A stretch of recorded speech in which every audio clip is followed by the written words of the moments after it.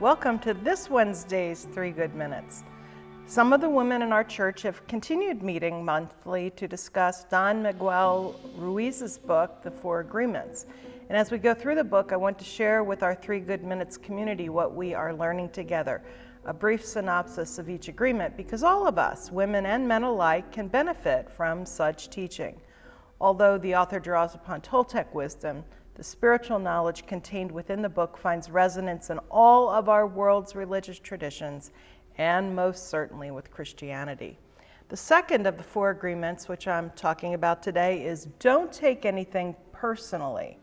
The insight we can mine from this agreement is that nothing others do is because of you. What others say and do is a projection of their own reality, their own dream. When you are immune to the opinions and actions of others, you won't be the victim of needless suffering. For the Christian soul, I think this agreement is closely intertwined with the notion of forgiveness. All of us probably nurse old hurts in life. Sometimes our heads crank continually on those people who said and did awful things to us.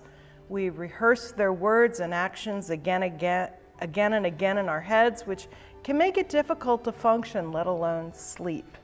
And in turn, that kind of poison can take up residence in us and cause us to say and do something injurious to someone else.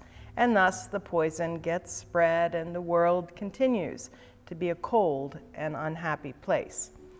But all the ageless wisdom, Toltec, Christian, Jewish, and so on, says to let it go. We aren't doing ourselves any favor nursing our hurts. What those people did to you very often says much more about them than it does about you. They were likely acting out of their own hurts and baggage in life.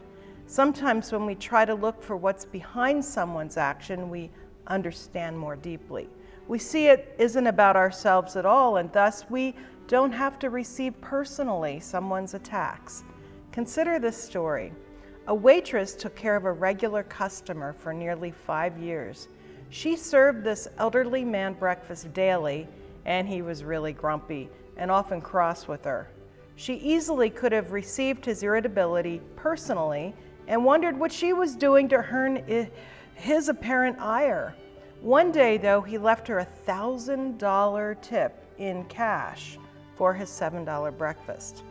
Alongside the cash, he left a small note that read, "Thank you, Christine. I know I haven't been the brightest smile in your life, but your smile and hospitable service over the years gave me something to look forward to every morning after my wife passed away. I wanted to say thank you. I'm moving 8 hours down the road this afternoon to live with my son and his family. May the rest of your life be magical." And so it goes with many who we run across in life. What losses are they nursing and hurting from? You can choose not to take personally what they say or do, remembering that there are always backstories at work. Instead, you can choose to stay in your own inner state of peace and happiness.